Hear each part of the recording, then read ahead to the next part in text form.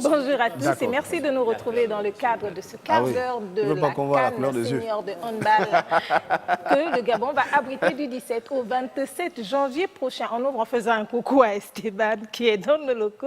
Et pour inviter aujourd'hui sur ce plateau, nous aurons avec nous Meye Melkiade.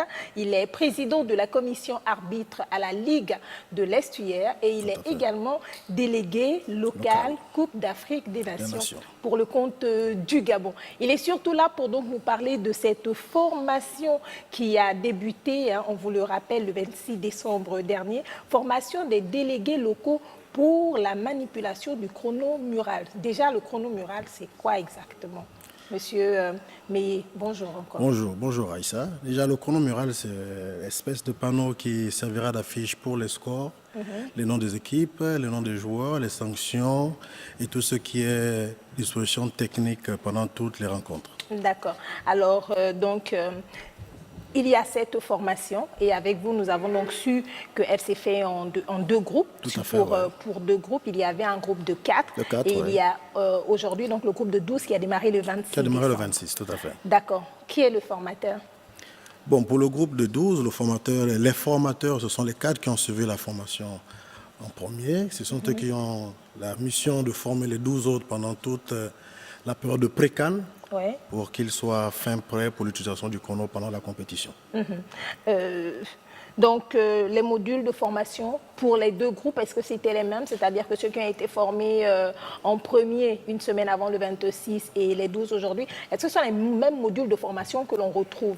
Oui, ce sont les mêmes modules de formation. Ce qui concerne le démarrage du chrono, l'inscription des équipes, l'inscription des listes et savoir à quoi sert tel ou tel bouton pour les sanctions, les buts et consorts. Les modules sont les mêmes. Pourquoi est-ce qu'on a fait deux groupes alors si les modules sont les mêmes? Pourquoi on s'est retrouvé avec deux groupes à former?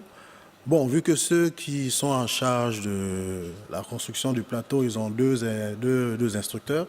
Un qui parlait essentiellement anglais et l'autre qui faisait les deux. Donc le francophone, lui, il avait un impératif de temps, il devait repartir chez lui. Donc c'est pourquoi le COCAN et la Fédération gabonaise de handball ont jugé utile de former d'abord 4 personnes, ensuite qui viendront former les 12 autres.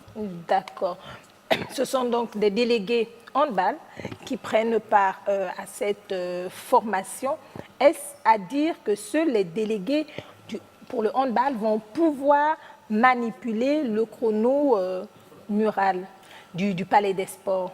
Bon, pour la commission de handball, c'est tout à fait le cas, mais bon, après pour le reste des autres disciplines, les responsables de chaque discipline verront comment initier les formations de leurs délégués. Maintenant, après, vu que les handballeurs ont emboîté le pas, donc on pourra voir comment s'arranger pour que ceux du handball forment également ceux du basket, du volley, du tennis, et ainsi de suite. Une formation annoncée du 26 décembre au 7 janvier. Comment cela se déroule exactement? Parce qu'au départ, on a pensé que c'était tous les jours. Mais comment cela se déroule? Quelle est l'organisation pour la formation? Bon, déjà, il faut préciser que la formation ne va pas s'arrêter uniquement le 7. Après le tournoi de janvier, nous allons continuer jusqu'à la veille de la CAN pour que les automatismes soient bien créés. Maintenant, en ce qui concerne le déroulement de la formation, il se déroule en 3 jours, 3 jours par semaine, donc le mardi, le jeudi et le samedi, et ce jusqu'à la veille de la CAN. D'accord.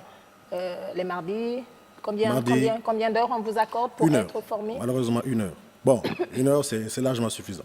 C'est largement suffisant. En groupe de 4, d'accord, mais avec 12, comment avec comment 12, ça se passe? les 4 instructeurs, ont essayé d'aménager le planning de passage. Donc, vous avez des passages de 30 à chaque fois. L'avantage, c'est que nous avons multiplié les passages. Donc, ça permet à tout le monde de pouvoir s'imprégner de la chose et d'être opérationnel pour la CAN.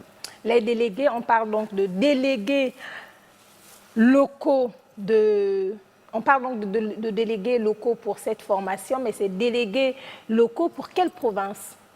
De quelle province? C'est-à-dire que est-ce que ce sont tous des délégués juste de l'Estuaire ou alors il y a des délégués venus d'autres provinces qui prennent part également à cette formation? Bon, malheureusement, compte tenu du calendrier scolaire, tous ceux de l'intérieur n'ont pas pu effectuer le déplacement. Nous n'avons que 2 qui ont rejoint le groupe de l'Estuaire, donc qui viennent essentiellement de l'Ogooué maritime.